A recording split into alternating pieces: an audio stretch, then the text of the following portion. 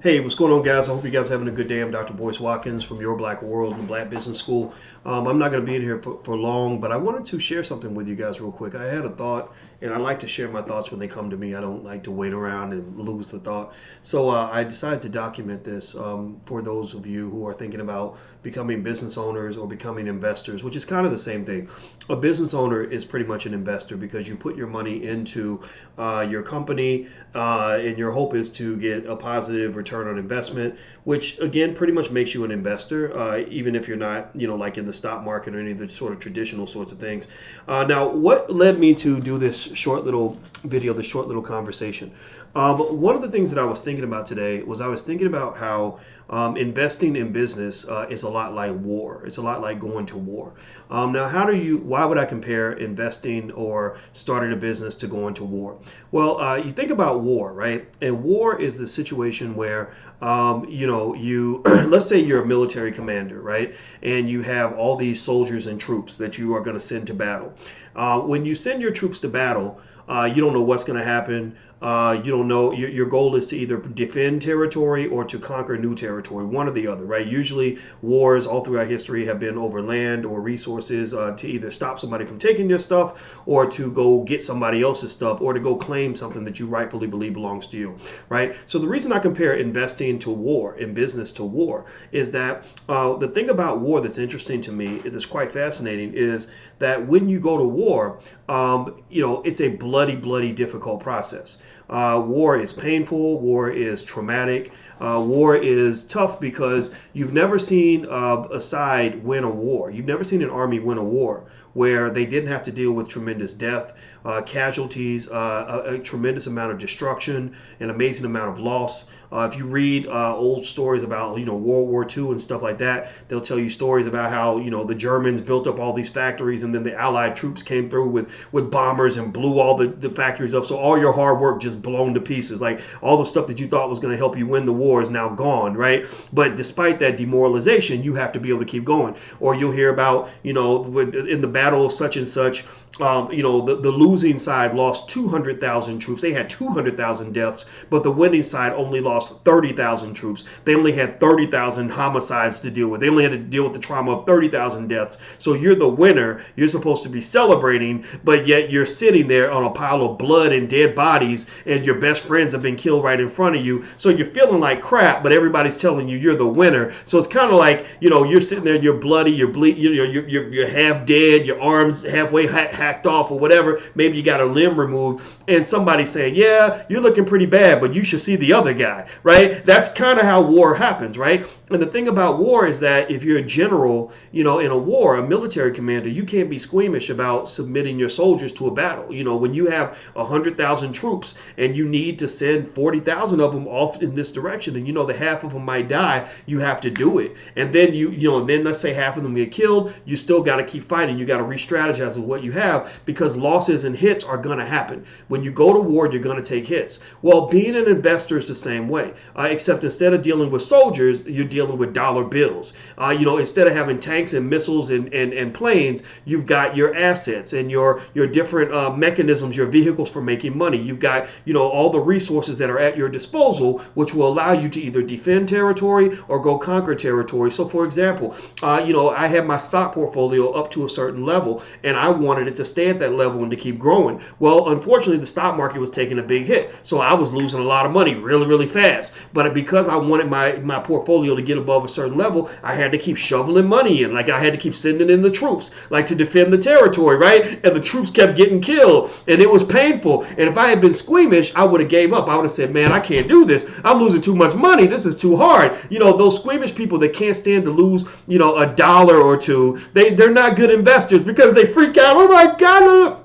They're kind of like people that go to war and they can't handle the death of one person. They feel like the death of one soldier is a tragedy. And no, let's stop fighting, right? But then real soldiers actually, and generals and real military commanders are like, yeah, death is part of the game. Everybody's going to have to deal with pain. Everybody's going to have to deal with loss. Everybody's going to have to get their butts kicked a little bit. It's going to be a mess, right? It's going to be a big, bloody, nasty, dirty mess. And you hope that you're the last one standing after the war is over. That is the only way throughout all of human history that territory has ever been conquered. That's the only way throughout human history that progress has ever been made almost all the time. And I mean, it kind of sucks. It's terrible to have to think that way, but it's kind of reality, right? So what I find is that people that tend to climb to the top of the ladder in business and investing, which are the same thing. If you're a business owner, you are an investor. You're putting resources toward some sort of goal, which will lead you to a positive return on investment, right? You put your money in your business because you want your business to eventually give you money back, right? But you don't know what's going to happen. You're going to take a lot of losses. You're going to take a lot of casualties. You're going to get embarrassed. You're going to feel like crap. You're going to get your ass kicked. But then every now and then you're going to get that big win that will allow you to conquer more territory and move forward in your life.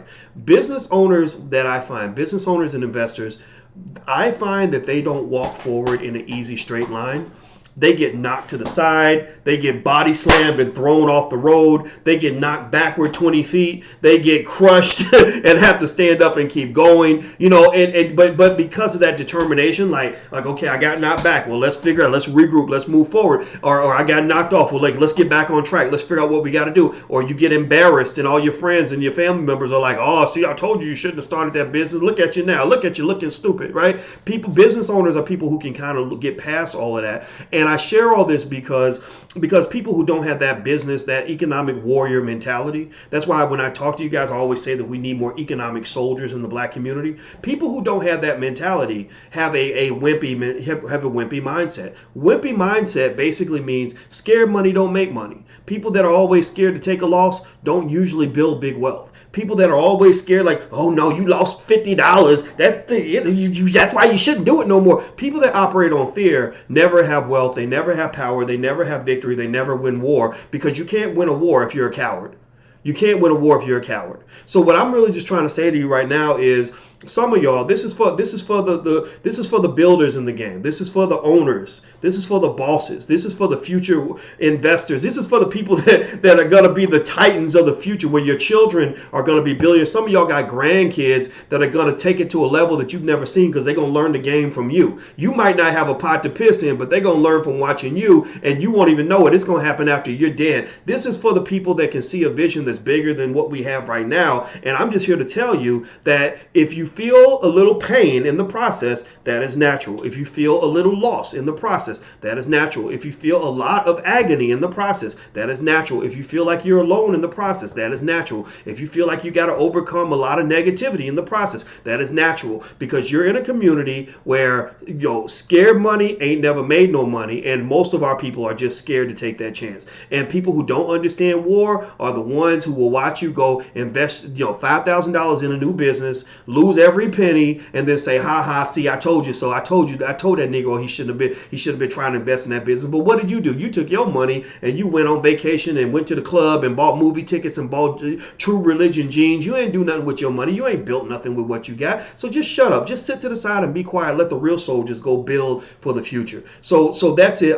This is just a little bit of encouragement. I really had this thought just now, and I had to share it, and that's why I had to get it out right now. I know I make a lot of videos, but I had to do it because there's times where I need to just let it out, and I want you guys to know you're not alone, right? So I'm just here with you, and I want to support you, and I want to encourage you, and I want you to understand, like, the more you believe in yourself, the more you just refuse to let anybody let you believe anything other than the fact that you're meant to be the greatest thing to ever walk the face of this damn earth. The more you're committed to that idea, the greater you will become. You won't have victory all the time. You're gonna get slapped around. Sometimes y'all see me get slapped around, and I'm glad I get slapped around in public, because y'all can watch me. Y'all know this. I might get slapped around, but I'm gonna always come back. I'm going to always come back. And that's what I want you to pay attention to. Don't pay attention to the knockdown. Don't pay attention to when I'm standing tall. Pay attention to how I respond when I get knocked the fuck out. And then you see what it takes to be an economic warrior. That's it. I'm out of here, guys. Didn't mean to cuss, but I had to get it out. Y'all know how I am. I just got to tell it like it is. So take care, guys. I'm about to go. Have a good day. Hit the thumbs up button, subscribe, and all that stuff. And also, actually, if you want to learn to buy your first share of stock, we're running a campaign where we're teaching everybody. I want to teach 1 million people how to buy their first share of stock. You can learn totally free, completely free. Just go sign up at blackmoney100.com. That's blackmoney100.com. And when you get done, you will know how to buy your first share of stock. I guarantee it. So I'm out of here, guys. Take care. Have a good day. I'll see you soon. Peace.